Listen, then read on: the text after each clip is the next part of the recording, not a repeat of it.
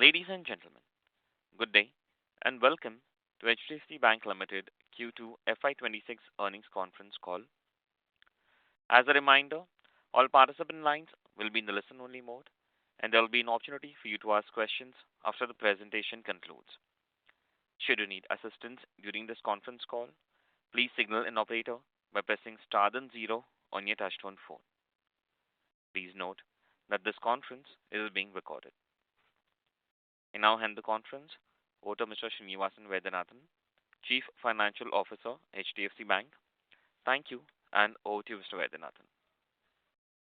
Thank you, Nirav. Good evening and welcome to all the participants on a very busy day.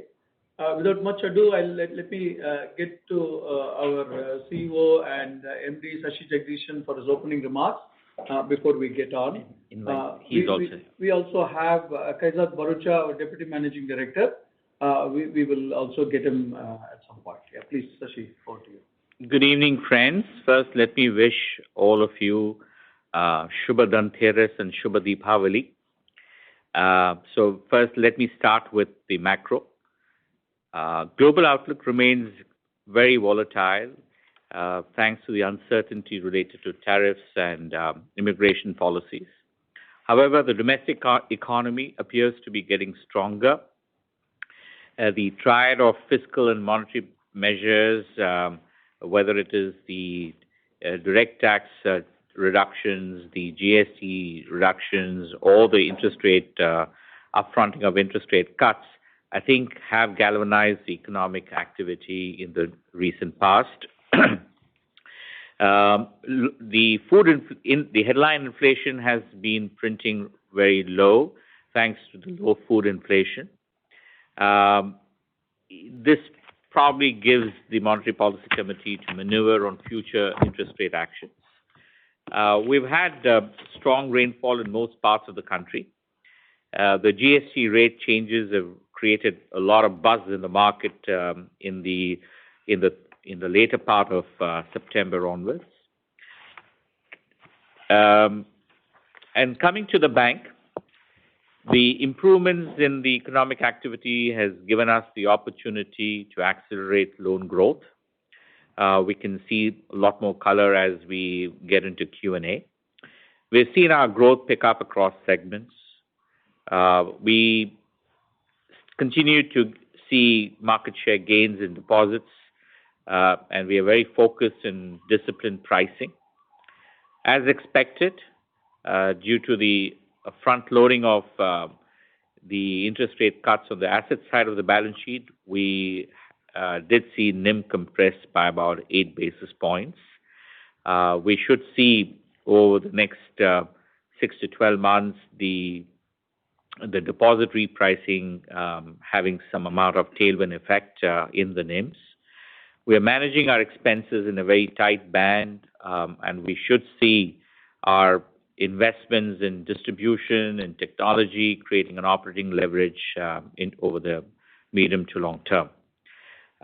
We continue to invest in technology, not just in core platforms and middlewares, which will bring about a lot of stability and scalability in availability, in resilience, and in security. But we are also embarking on creating a platform to embark on certain low-hanging new age experiments such as Gen AI.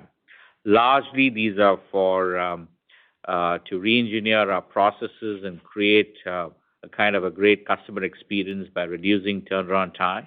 It will have a second-order impact if it becomes successful, which is what we are all working hard towards in the bottom line of the bank. I think our USP, as probably you have seen the numbers, continues to be our very healthy asset quality, and we don't see too much of issues in that, even in our early indicators as well. Our matrices, large part of our matrices, whether it's NIMs, whether it is cost to earnings, whether it's a return on assets, have been very range bound. and we should see fair amount of stability with a positive bias in the medium to long term. So let me pause out here and happy to take on any questions. We have our CFO, our DMD, and other colleagues who will collectively would be answering to some of your questions. Thank you. Thank you, Nirav. Kindly open it up and kindly get to the queue. Thank you very much. We'll now begin with the question and answer session.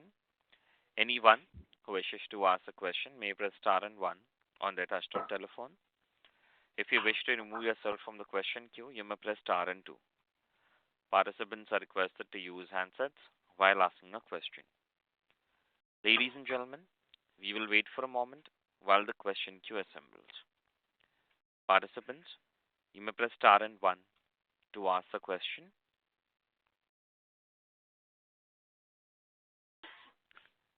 The first question is from line of Mahrukh Adajania from Nuvama Wealth. Please go ahead. Yeah, hi. I had a few questions. My first question is on the recoveries in the NPL movement. They look very strong. So is it that the recovery environment has improved substantially, or is there a one-off there? Yeah, the recoveries have a one-off there, where there was an NPA which performed satisfactorily over 2 years, and appropriate ratings were received and upgraded. And to that extent, yes, it did improve there. What we did is that also releases some provisions, as you know. But at an aggregate level, the contingent provisions have been added by about 1,600 crores or so. We have created more resiliency and strengthened the position there. So from an overall point of view, the recoveries, more than recoveries, the upgrades, I would say that upgrades have contributed to approximately 10 basis points. Okay. So the one-off would be how much? Yeah, the 10 basis points, 140. Okay. 1.4 was the prior quarter NPA. We ended up at 1.24. About 10 basis points was upgrade. Got which it. is which I would not say is recurring. Yeah. All right. Got it. Makes sense. And then in terms of margins, we had been guiding that, you had been guiding that, the exit margins will be same as last year's 4Q exit core margins. Does that guidance still hold good? Is the repricing on track for that? Okay, so let me take that. See, there are two things, Mahrukh. If you look at the yield on assets have come down from the time it started, from the beginning of the rate cycle, which is in our printed, in our published statements. You will be able to see it, I think, on page number 14. In the quarter, 30 basis points, but over a period of from December to now, almost 50 basis points is played out on yield on assets, right? Which is, that 100 basis points changed in the policy rates, about roughly 70% are in floating area. So that works out to almost, most of that is priced in. The last, some tail of kind of a partial month or a quarter kind of impact that can come in the following quarter. But otherwise, a lot of it is priced in there. Then from a yield point of view. From a cost of funds, the 4.9 came to 4.6, so 30 basis points. So slightly about half or slightly little more than half is what you are seeing flowing through in the cost of funds, which is where the savings deposit change has flown through, but the time deposit rate change, which is between 70 and 80 basis points or so has changed, but that takes almost 6 quarters to flow in. Little more than a quarter and a half has gone by. In this quarter, you saw that the cost of funds improved by about 18 basis points. On the page, you see about 20 basis points, I think 19 basis points. You see a 20 basis points rounded number there that cost of funds has come down by. And so it has got another at least 4-5 quarters to play out. which means over the next few quarters, the rate remaining constant, that means at the stable assumption level, the cost of funds starts to move down, and if the asset stabilizes at that level, you see that pickup coming. Yes, we are optimistic that with the stable rate scenario, our exit should be moving up from where it is today. Okay. And how do you view the deposit growth?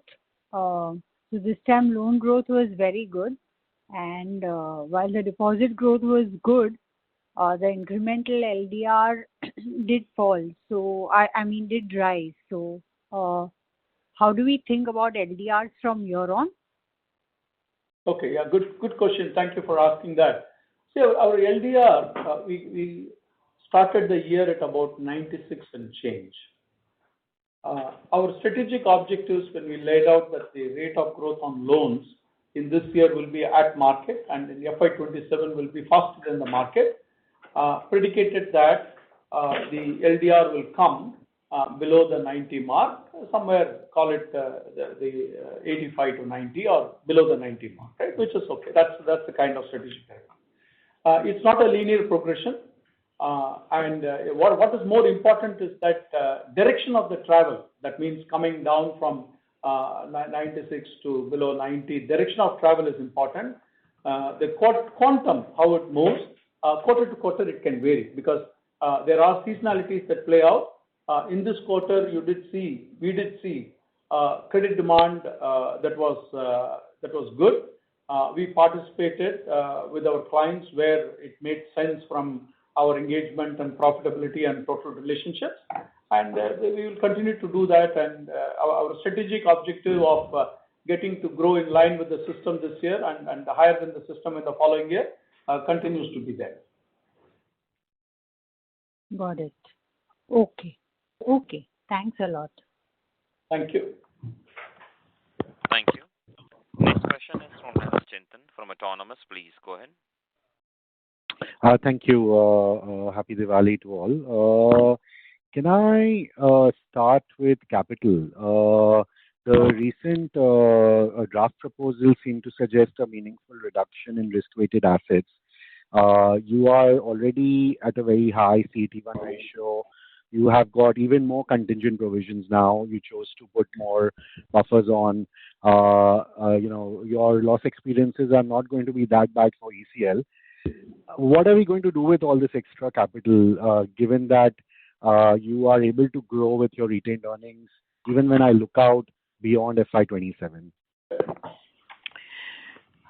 Let me sort of come in out here. It is obviously, you are seeing this kind of a build-up of the capital ratios in the recent past because the bank chose to slow down in FY25. Now we are on that upward trajectory. You're right, all the potential regulatory changes will have a little bit of a benefit in terms of on the capital ratios. But on the ECL side, I'm not too sure because if you really look at it, the bank is already has a proven track record and having a very well-established models in ECL. So that's already known to the world and known to you, I'm sure, as we disclose the US GAAP results. But having said that, if you look at the draft guidelines or the fine print of that, there are a lot of prescriptions or floors that have been prescribed, which means that the pure ECL advantages may get nullified. If not, even you may have to maintain higher levels of ECL if such draft guidelines were to go through. Obviously, we need to wait and watch when this starts to come out as final guidelines. But having said that, as we have just mentioned, we believe that the change in economic cycle probably has just begun.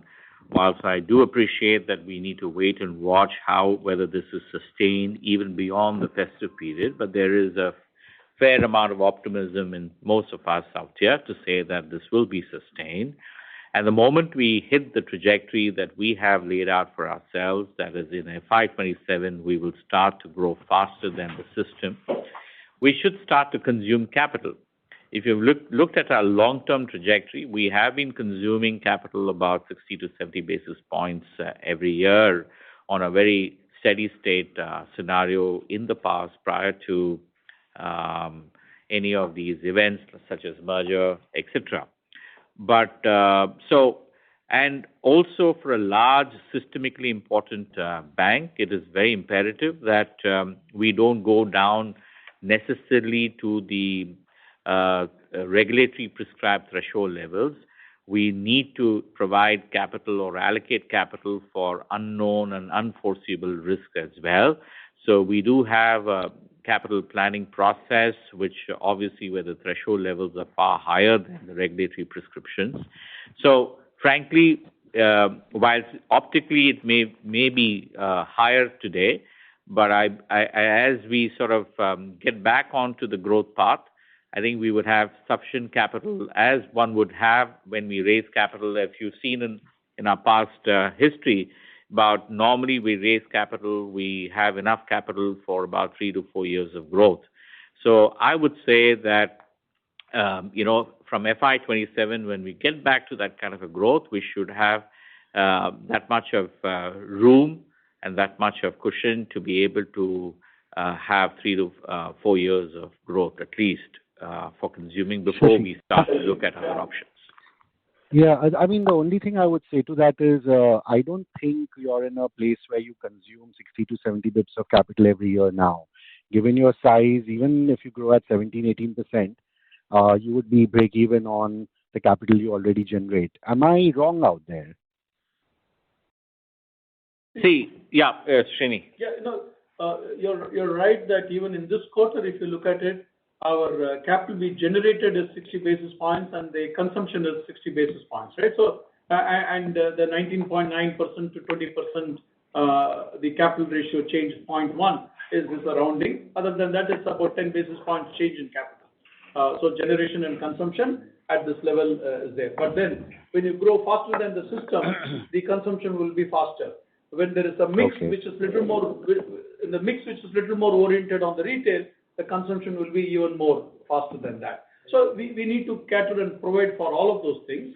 And so it is important to keep the capital on our side to essentially keep that opportunity space for growth as much as we can. Having said that, if there are any opportunities that may arise in terms of other options that are available to sort of delight shareholders, we would be more than happy to do so. We will keep on exploring such options. Yeah, and my second question was on margins. On margins, LDR seems to have benefited this quarter, but when I look at cost of funds, it feels like it is not falling as fast as some of the other larger players. Is that just the timing difference in the way you built up your TD book versus the other guys, given the merger, and that it should unwind over the next few quarters? Yes, our cost of funds moved down by about 18-19 basis points or so in this quarter. Deposit cost of funds came down by a similar amount. Yes, our time deposit, our savings account rate change is fully factored in. The time deposit rate change to factor in fully. The magnitude of the changes in the rates that we and many players have done are of similar order, except that it takes us almost 6 quarters to play it through into the cost of funds. Just slightly longer duration. Okay. Yeah, that's right. It's Chintan. It's also about duration. We normally, because we need stability in our balance sheet, we tend to have a slightly longer duration to be able to, especially on the retail side. So that is the reason why the tailwinds will be slightly longer in terms of visibility of clawing back this kind of a repricing advantage. Okay, thank you. And a quick data question. Borrowings from Erstwhile Limited, how much is left on your book just now? Yeah, annual report reflects the maturity profile of this over the next few So years. we can take. Okay. Yeah. Okay. Thank you. Thank you. Good day. Thank you. You too have a great one. Thank you. Next question, is from the line of Kunal Shah from Citigroup. Please go ahead. Yeah. Hi.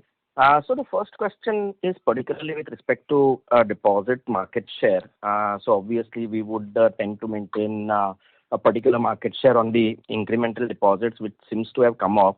Is it largely to do with the rundown of bulk deposits during the quarter? Now we see some increase in the proportion of retail deposits as well, but the lower deposit growth this quarter in particular, maybe just 1.2x the industry average. What could be the reason for that, and should we see the uptick going forward? Yeah.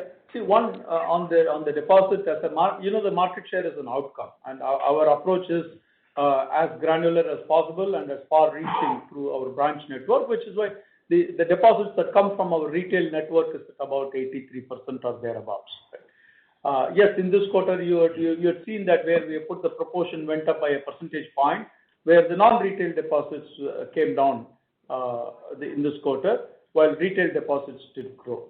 I mean, that's in terms of the pricing and in terms of the availability and the client relationships, time to time that gets determined, right? We do participate in many of those, but we will be circumspect in how much and when we participate. Kunal, when I sort of did my opening remarks, I did mention that there was an element of disciplined pricing, and this is what I meant, which Srini elaborated just now. But having said that, I normally, whilst all of you look at period-end deposits, I have been maintaining every time in my call that you should also look at averages. And averages, I think we have gone really decently well at about 15% year on year. I think that is something that we are very comfortable on a year-on-year growth. Thank you. Got it.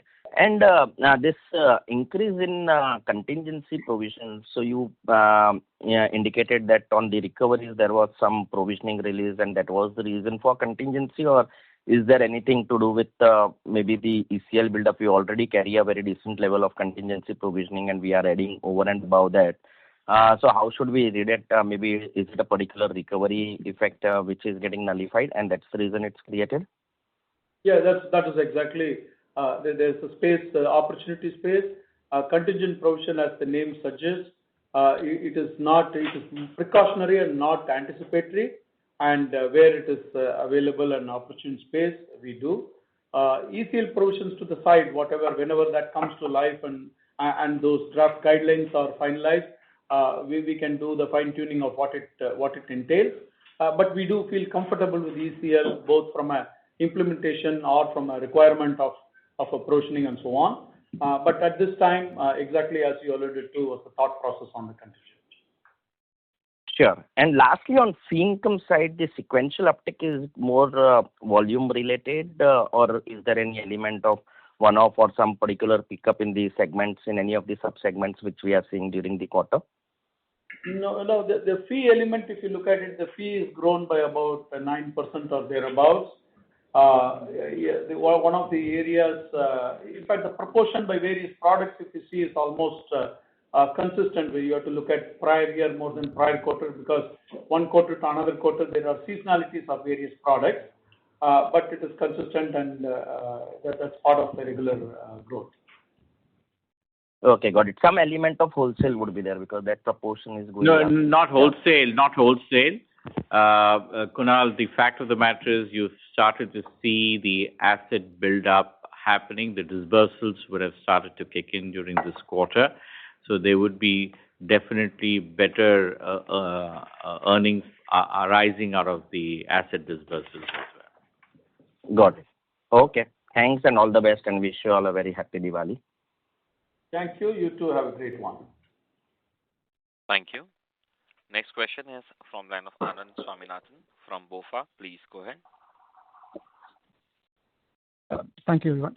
I have a couple of questions. One, We have just crossed the 2-year mark post-merger as well. If we can give some key success metrics in terms of synergies and what has worked out the best, and also if you can highlight what has been lagging versus what we had envisaged 2 years back. And number two, in terms of the line of sight of ROAs, what kind of time frame are you thinking about now to get back above the 2% ROA mark, which we used to do consistently before? Thank you. So let me try and attempt this, and maybe later on, Kaizad or Shridi can just jump in. Number one is, let's face it, this is one of the most complex mergers in recent history.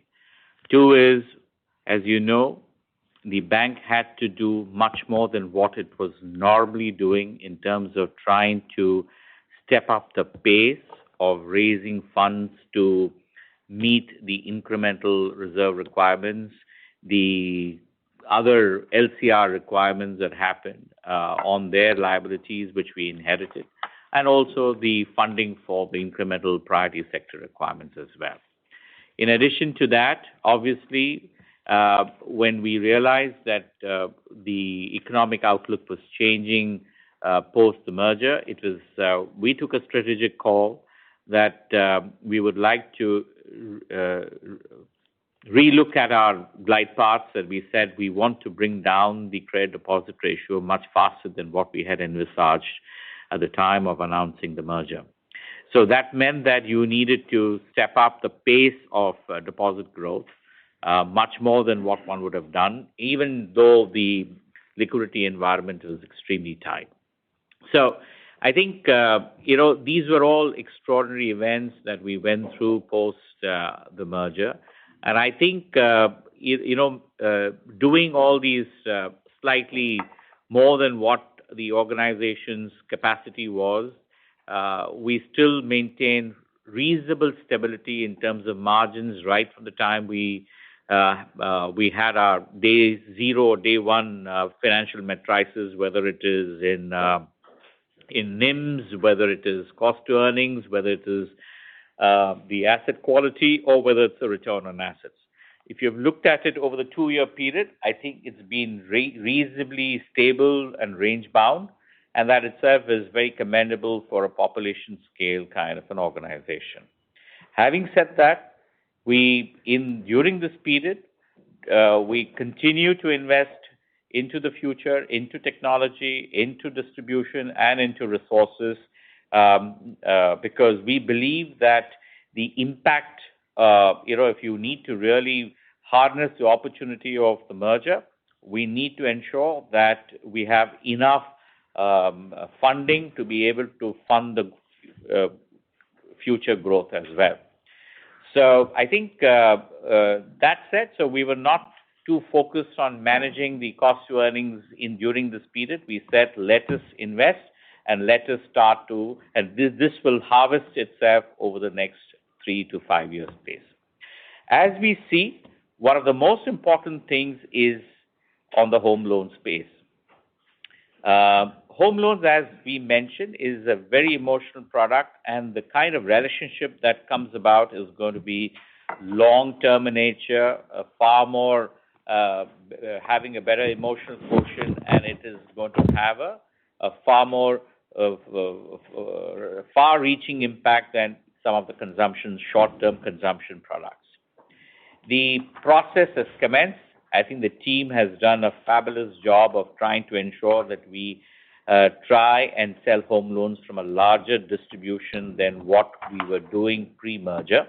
I think two is, when we started to offer home loans, we said that we will try and cut down the turnaround time so that of sanctions. I think now it's in the public domain. For individual loans, we have now brought down the turnaround time to 2 days, and for self-employed, it's about 3 days. 3 is, we will have journeys which will ensure that we have a one-click experience in offering a bouquet of products when we sell a home loan. So in terms of the upsell, whether it is in terms of having a savings account attached to every home loan dispersal, happy to say that there is almost let me have Kaizad sort of speak about it because he runs this very passionately. Yeah. So thank you, Shashi. Without going through all the pointers that Shashi mentioned, I think, one of the advantages that we brought, apart from changing the turnaround times, was opening the segment to the self-employed base, which was not there previously when home loans were being done.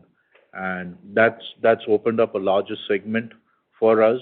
It's also ensured that we are in a position to upsell far more products, including at the liability side of it.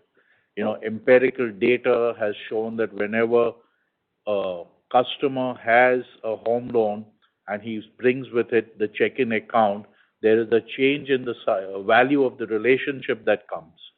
So I think we've been already able to start implementing that. We've seen, good results over the last 1 year. So with increased distribution, changing our turnaround times, being able to offer home loans and customized products in home loans to different customer segments based on geography as well as their demographics. And in addition to that, the upsell that we have been able to do across a whole range of products, which is, the credit cards that go along with it when a person buys a home loan, the consumer durable loans that go along with it, as well as being able to offer them our brokerage services and insurance. So when you look at the whole gamut of the upsell along with the checking account and an emotional product like a home loan, which is a good duration product, it's already started playing out what we had envisaged as the roadmap, and I would say that we are on track. I'll add one thing just so that this number we can keep talking and tracking these things is credit cards for when a new mortgage is given, the credit card penetration we have been successful, as Kaizad alluded to, is now a little more than 14% we are able to get that penetrated. On the consumer durable sanction, our penetration is in the mid-30s, and on a brokerage account we are like a 15+% penetration. And so we are progressing on those and each of those products on the scale of how we want to hit. On the savings account, I think we alluded to, we are 98, 99%. That's savings right. account. And the end result in terms of the balance build up in such accounts are far higher than the normal savings account where we don't sort of place in a home loan. But having said that, as we have mentioned in the call, we believe that from FY27, when we get back our trajectory, when we start to ensure that all our distribution outlets start to sell home loans, you will start to see the benefits getting more visible over a 3 to 5 year period. And more than that, even the operating leverage on the kind of investments that we have done in both distribution and technology will also start to play.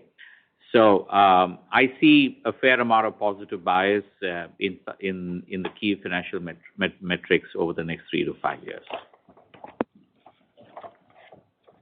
Great. Thanks a lot. Any comments on the ROA trajectory? Our intention always was to go back to the upper end of that 1.8 to 2.2 ROA range. Where are we in that journey now? What time frame we should think about? Yeah. Anand, those opportunity space on the ROA, we are between 1.8 to 1.85 to 1.95. That's where we've operated over the last 8 quarters or so, as you see. The space on the ROA comes from cost of funds, because that's where the ROA, the merger benefit of the comes a lot on the P&L through the cost of funds, because you replace the borrowings, you change the mix of the deposits from time deposit to CASA, as we have so far last 2 years had predominant growth in time deposit. So these are some of those levers. They remain intact and they remain the opportunity space for us to get there. And yes, these are the drivers. and it is about the cost of funds which changes that trajectory. Thanks. Thanks, Srini. Thank you. Next question is from line of Rikin Shah from IIFL Capital. Please go ahead. Good evening, and thank you for the opportunity. Two questions. First one is on cost of fund improvement in this quarter for us, has been marginally lower than the peers. Is that only due to the longer duration of liabilities, which means that it's just a timing problem and a lot of that could be back-ended for us vis-a-vis front-ended for the peers? Or is it due to higher TD mobilization for HDFC in the recent last 1 year, and hence this difference could potentially persist in the near term? Rikin, sorry to So that's the interrupt. first. Your voice is coming muffled. Is this better by any chance? Hello? If you can speak a little bit, go ahead. Yes. So I was asking on the cost of fund trajectory in this quarter for us relative to the peers. It has been marginally lower improvement. So wanted to understand whether it is solely due to the longer duration of liabilities, as Shashi alluded to in the earlier point, which means that it would be a bit more back-ended for us, or is it due to the fact that we have mobilized higher quantum of term deposits in the last 1 year, and hence this difference may persist? So that's the first question. The second one, Srini, if you could quantify the additional provisions that we made in the quarter through the P&L against that one-time recovery upgrade that you mentioned. That's it. Yeah, Rikin, the first thing is in terms of the cost of funds, every balance sheet has got a structure, a duration, and that determines, and the mix of time deposit, CASA, and so on. These determine how the cost of funds move. I think in some other question, maybe 10 minutes ago, we did talk about the space which is there in the cost of funds and the time that it takes to factor that in. And so that's you'll have to wait for some time for that to play it out. And we are focused on getting the core business of franchise of deposits growth and thereby the customer relationship, and it will play out the cost of funds. That's the first thing. The second aspect that you talked about is the provision. I think that also to Maruk or somebody had mentioned that we did add, if you look at on the provisions are on page number 19 of the deck that is there. You'll see that the right side block where you see the contingent provision of almost about 1,600 crores, which is there added there. We also have added general provisions of about 600 crores. That's general provision is we have a loan growth that we need to support and various other things. And so our effectively the general provisions is about 41 basis points of the loans coming up from about 40 basis points. And similarly, the contingent provision is also up by a basis point or two. So we have augmented that. Okay, got it. Thank you so much, and happy Diwali to the entire team. Happy Diwali to you too. Thank you. Thank you. Next question is from line of Abhishek Murarka from HSBC. Please go ahead. Yeah, hi, good evening. So I have a couple of questions on some of the individual loan segments. First is on personal loans. Do you think all the parameters are now green and you can accelerate? Is the risk appetite much better now versus earlier? And, for, or rather to accelerate, do you need to loosen any of the, tighter underwriting norms you would have adopted after November 23 circular, couple of years back? Is that a requirement, or even with the current norms, you can sort of accelerate? So just some sense there on how you're looking at growth and revival. The second one is on home loans. Now, I think, you all made very valid points about the product itself and the importance of the product for the franchise. But if I look at the overall growth, you're still 300 bps below the industry growth. I understand maybe it was due to the fact that the period was such where margins were under pressure and maybe you wanted to, trade that off. But now going forward, do you see that accelerating again and enough risk-adjusted returns there to grow, at least at par with the industry? And the third is on gold. what are the yields right now? You're growing 5-6% QOQ for several quarters over there. Is that still lucrative from a, return and margin perspective? Are you seeing some yield pressure there? So just these three things, if you could talk a little bit about. Thank you so much. Okay. So your first question being on the unsecured book, Yeah. We've always had a approach where we will not go down our credit standards for underwriting, whatever would be the cycle that would be present. We've always, looked at opportunities to grow in segments that we are comfortable, and based on the economic environment and the growth that is there in the economic environment. We've seen a steady growth come through because there has been an uptick in the credit offtake in unsecured loans, and we have appropriately participated out over there. As it unfolds, and as Shashi alluded to, we see a positive traction continuing in the economic environment, and we will certainly participate in our target market and ensure we capture our rightful share out over there without having to dilute any credit standards. If I move to the mortgage piece out over there, your question was on volume rate of growth. The question. Yeah. So on the volume rate of growth, last year, if you step back, we did a lot of corrections that needed to be carried out in terms of process, target market, the kind of yields that we wanted to participate in. From there, if you see, we have started increasing our market share, and today we do believe that we have closed the gap between what we had about a year and a half ago, and where we are.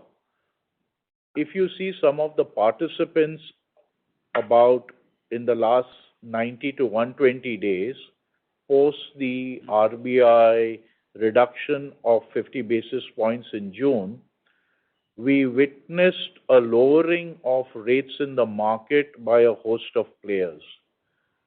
We chose not to go down the interest rate ladder and participate at those levels, because it has to make a certain level of economic sense and return, as we also balance it with market share. We do believe we navigated that in a manner where we saw very quickly some of the players revise their rates and bring it back up.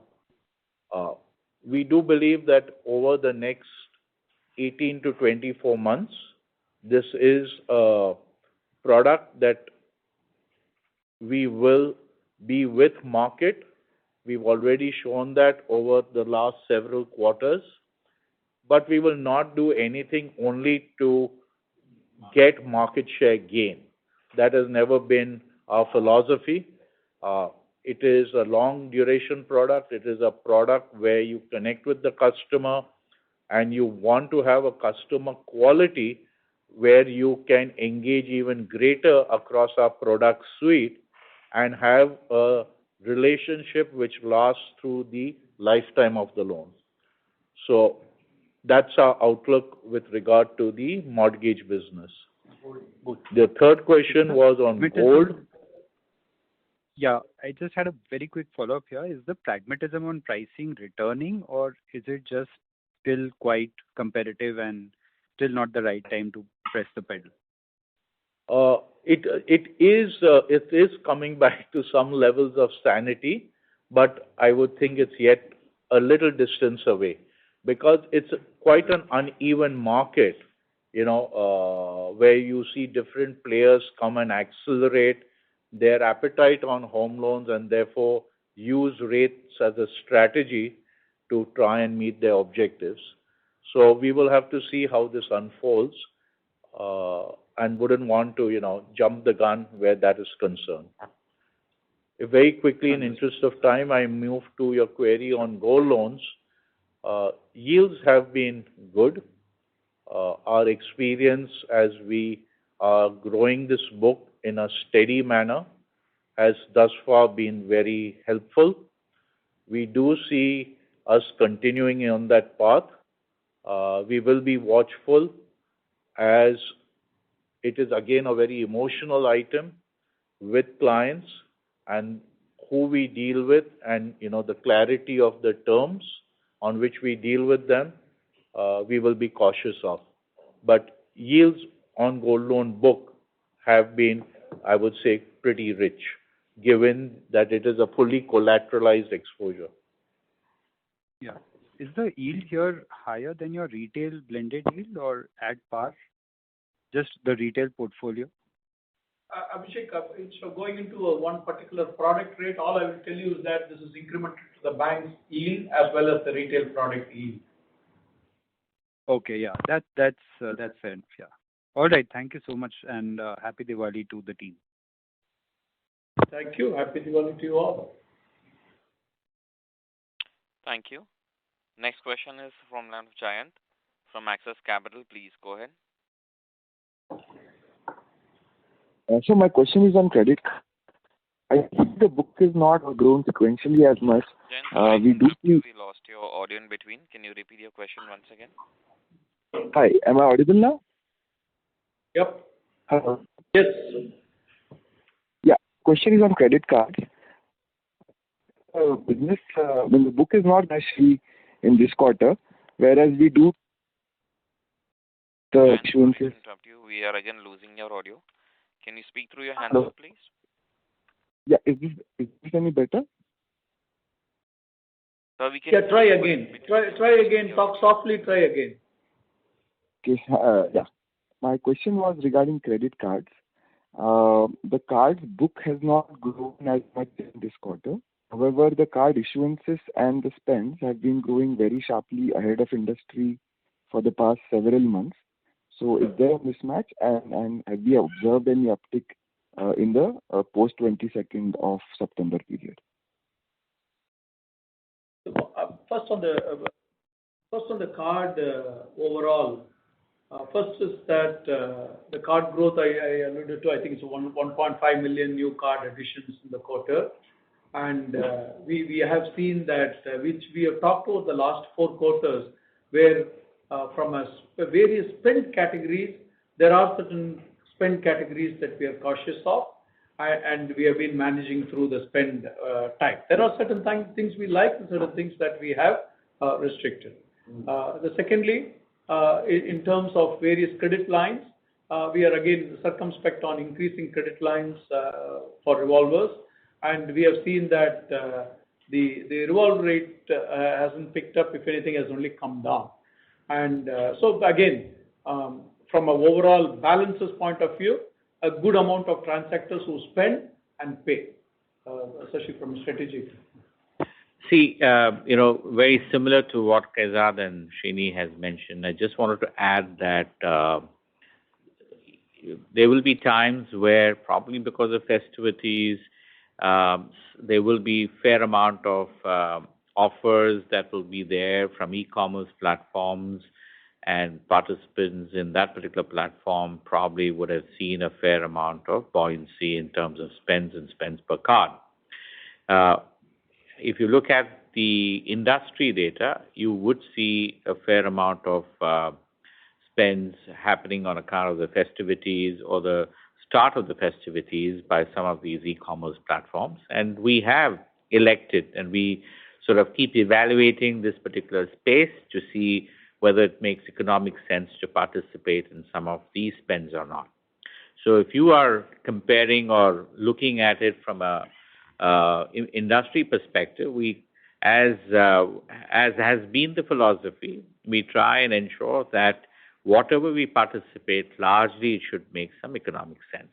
It is a fact that we did not participate in some of the large spends that happens during just about the start of the festival on e-commerce platforms, and that's probably one of the reasons why you're seeing a very tepid additions to the net receivables on cards for this quarter. Understood. And second question was the mix of the new acquisitions. how much would be existing to bank and new to bank? Is there any change of thought here of targeting new consumer pools through cards? Because we're not seeing this kind of aggression from other players right now. Normally, it has been between 65 to 75% or so is existing, and that has been the level at which we have operated over time. There's no change in last 6 months. Yeah, there's no big change. Okay, thank you. That was my question. Happy Diwali to the team. Thank you. Next question is from the line of Ravi Purohit from SIMPL. Please go ahead. Yeah, hi.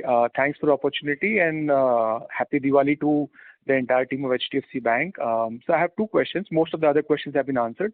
One is about 2 quarters back, we had mentioned that from the erstwhile HDFC book, we had about 15 to 20 bits of stress assets which are actually performing, but we were still classifying them as NPAs. So can you just kind of update us on the status of those? Have a lot of those gotten upgraded, or some of it, if this quarter one of the I think assets that you were saying that got upgraded was probably part of that HDFC book, and is there more left there? If you could just share some thoughts there. And second is in our advances book, we have seen healthy growth on the SME side, the medium and mid corporate side. So if you could just share some thoughts on what we are seeing on the ground on the SME side from loan opportunities. Those are my two questions. Thanks a lot. The first one is simple. Yes, I did mention to Maruk and to another person that the upgrade, the 10 basis points upgrade is part of that. Yeah. As regards the SME part of it, I think, we have seen at a ground level a fair amount of positivity come back. There is, actual credit demand which one is seeing in that segment. We do believe that with our clientele and our footprint, it gives us an opportunity to continue to participate, keeping the underwriting standards, but also participating out over here. And right now, it is continuing to give us the positivity on that segment. The asset quality in that segment has also held up well. So we continue to mine that space within our parameters going forward. And sir, in the RBI policy recently, they had mentioned about Indian banks being allowed to participate in cross-border or fund cross-border M&As, and also there were a lot of relaxations that have come in. So if you could just share some thoughts as to how does it kind of open up opportunities for larger banks to participate in larger cross-border transactions, which hitherto were not kind of available, and most of that money was being raised in the overseas markets. Yeah, so I think this certainly opens up an avenue for large banks to participate. In fact, for most banks to participate. We will await the guidelines the final guidelines from the regulator, as well as the draft guidelines which have to come out over here. I do believe that there is a large market available which was being financed offshore or to a smaller extent being addressed by the NBFCs or by alternate funds. This would now be available to banks, and we will most certainly examine this and look at it and be able to participate given our clientele and the depth of our balance sheet. Oh, okay, great. Thanks a lot, and once again, season's greetings to everyone. Thank you. Wish you the same. Thank you very much.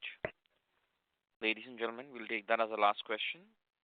I'll now hand the conference over to Mr. Vaidyanathan for closing comments.